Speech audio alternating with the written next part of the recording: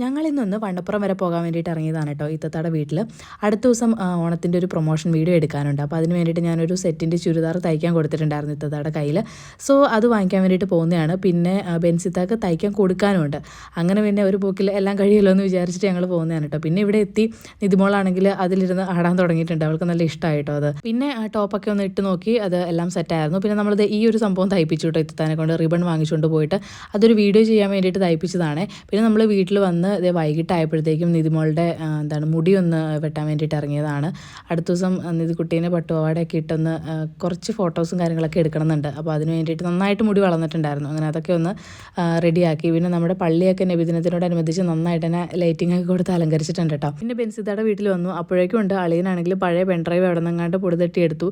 എന്നിട്ട് അതിലെ ഫോട്ടോസൊക്കെ കണ്ടുകൊണ്ടിരിക്കാൻ കേട്ടോ. ഞങ്ങളുടെ തന്നെ പഴയ ഫോട്ടോസാണ്. വാഗമൺ ട്രിപ്പിൻ്റെ ഫോട്ടോയാണ് കേട്ടോ ഇത്. ഹൽദിക്ക് പോകുന്ന പോലെ എല്ലാവരും മഞ്ഞ കളർ ഡ്രസ്സിലാണ് അന്ന് പോയത്. അതൊക്കെ കണ്ടുകൊണ്ടിരിക്കുകയായിരുന്നു. ഇതേ നമ്മുടെ കുഞ്ഞ് അഫിയാണ്. ഇതേ 40 കൂളി ടൈമിൽ എടുത്ത ഫോട്ടോസാണ് കേട്ടോ ഇതൊക്കെ. അങ്ങനെ നമ്മൾ കുറേ സമയം ഫോട്ടോയൊക്കെ കണ്ട് അവരോട് വർത്താനമൊക്കെ പറഞ്ഞുകൊണ്ടിരുന്നു. പിന്നെ വീട്ടിൽ പോയി.